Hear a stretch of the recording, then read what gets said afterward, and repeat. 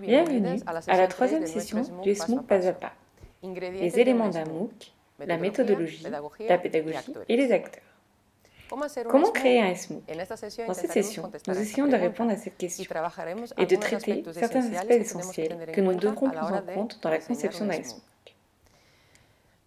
Nos questions principales sont les caractéristiques pédagogiques d'un SMOOC, ses acteurs et les éléments d'un scénario d'un SMOOC. Dans cette session, nous prenons comme point de départ l'environnement des MOOC du projet ECHO. Nous utilisons la structure d'ECHO, ses stratégies pédagogiques et son scénario. Commençons avec la première partie, les caractéristiques pédagogiques d'un MOOC. Pour planifier et concevoir un cours comme celui-ci, nous devons prendre en compte certains aspects essentiels. Nous devons avant tout concevoir un cours réalisable et stimulant pour les participants. D'un côté, nous devons éviter une approche trop instructiviste du MOOC. C'est pour cela que dans le projet ECHO, nous essayons d'appliquer une approche connectiviste, un apprentissage socio-constructiviste et la pratique en situation comme approche principale.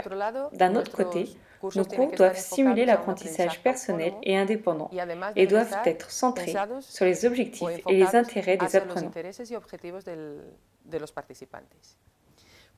Nous devons également encourager un apprentissage collaboratif. De plus, nous devons offrir un large éventail d'activités afin de promouvoir un apprentissage omniprésent et contextualisé. Enfin, le scénario de nos cours doit être adaptable aux évolutions des intentions des participants pendant le cours.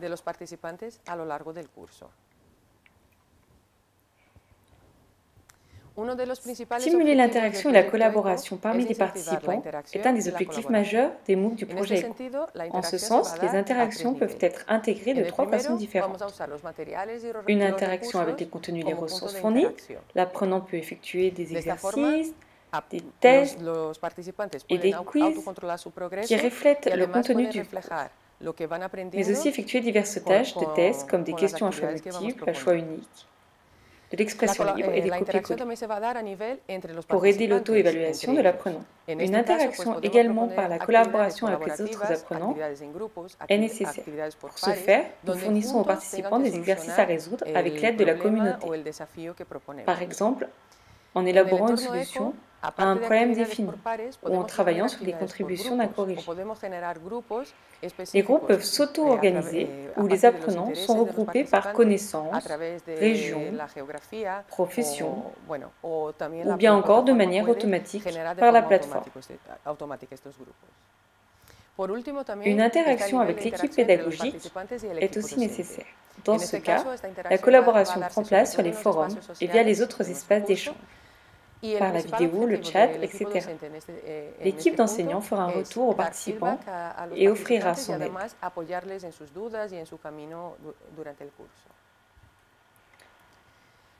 Dans un cours massif et dans un SMOOC, un des principaux défis à relever est de réduire l'abandon dans le cours. Pour cette raison, nous pouvons utiliser des éléments ludiques, des jeux, à travers ce qu'on appelle la gamification, pour motiver les participants à rester pendant tout le cours. Nous devons penser une gamification plus élargie que celle de la structure, avec en complément l'ajout de points et de badges, et une étape pendant laquelle sont conçus les éléments du cours avec des stratégies de gamification, en ajoutant des éléments de récit dès le début du cours. Par exemple, au lieu de proposer une liste d'objectifs, nous pourrions dès le début du cours proposer un défi. Alors, les participants pourraient suivre ce défi jusqu'à la fin du cours. Ce type d'éléments ou de stratégie nous aide à développer l'engagement émotionnel des participants pendant le cours. D'un autre côté, nous pouvons faire usage des badges, des récompenses et d'une échelle de niveau pour motiver la participation des usagers tout au long du cours.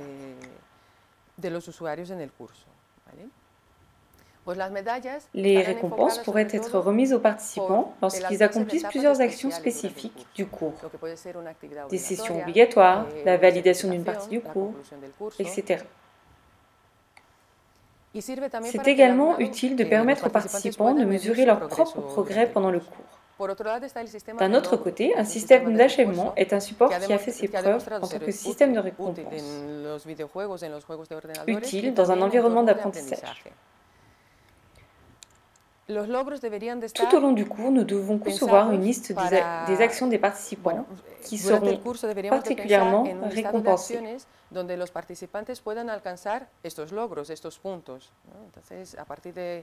En réalisant des actions, ils recevront des points, comme nous l'avons dit auparavant. Les badges sont offerts à la réussite de défis d'apprentissage particuliers. Néanmoins, les défis sont surtout conçus pour encourager l'interactivité et la collaboration pendant le cours, et pour retenir l'engagement des participants. Le système de karma est un système d'indicateurs numériques qui nous permet de mesurer la participation des apprenants et la qualité de ces participations. Dans l'environnement des cours, cela peut être utilisé de deux façons, le karma lié au forum et le karma général. Le karma lié au forum est un système de points par vote. Il est ainsi utilisé pour encourager l'interactivité et les soumissions de très grande qualité. Les participants peuvent voter positivement un bon article, un post, une ressource ou le partage d'une expérience. Un point négatif peut être délivré aux contributions qui ne paraissent pas en adéquation avec les exigences.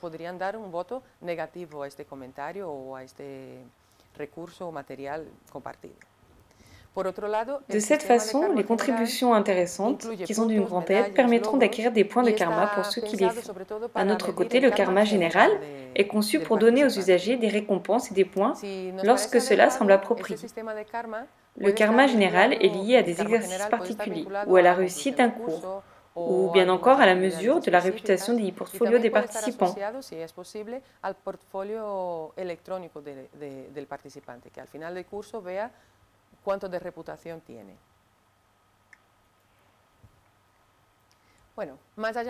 À côté des activités et des tâches hebdomadaires prévues, un certain nombre de défis doivent être disponibles.